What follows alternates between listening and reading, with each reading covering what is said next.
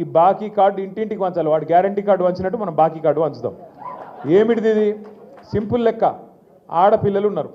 ఏం చెప్పారు మీకు? నెలకు 2500, కోడలకు 2500, అత్తకు 4000. మరి కోడలికి 22 నెలలకు ఎంత బాకీ ఉన్నాడు? 55,000 బాకీ ఉన్నాడు రేవంత్ రెడ్డి. అందుకే రాసినవా? ఇగో మహిళలకు నెలకు 2500, 22 నెలలకు ఎంత బాకీ?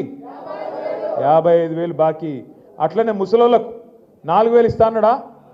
కేసీఆర్ 2,000 ఇస్తేనే 4,000 ఇస్తా అన్నాడా? మరి ఇప్పుడు 22 నెలలే. గదే కేసీఆర్ ఇచ్చిన పెన్షనే వస్తుంది తప్ప కొత్త కాంగ్రెస్ పెన్షన్ వచ్చిందా? మరి నెలకు 2,000 ఎగ్గొట్టిండా లేదా? 22 నెలలకు ఎంత బాకీ? 22 నెలలకు ఒక్కొక్క ముసలాయనకు ఒక ముసలమ్మకి ఎంత బాకీ? 44,000. ఇప్పుడు రేవంత్ రెడ్డి వచ్చినాక 8 లక్షల పెళ్లిళ్ళైనాయి. 1 కాదు 2 కాదు. ఈ 2 ఏళ్లలో 8 లక్షల లగ్గాలైనాయి. ఎన్ని తులాల బంగారం బాకీ ఉన్నాడు? 8 లక్షల తులాల బంగారం బాకీ ఉన్నాడు.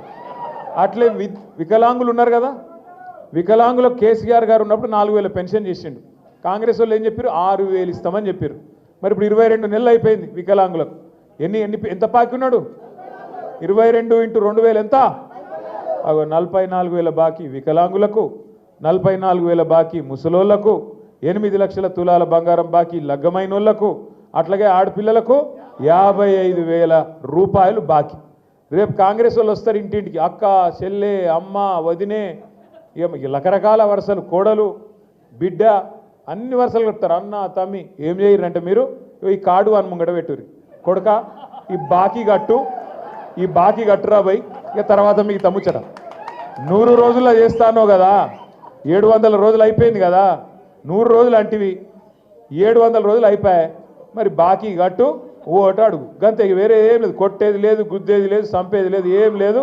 ముంగట కార్డు పెట్టు, ఈ బాకీ కార్డు మాట్లాడరా బిడ్డ అని చెప్పి కాంగ్రెస్ వాడు ఇంటికి ఓటు అడగతందుకు రాగానే మన చేతిలో కార్డు పెట్టాలి.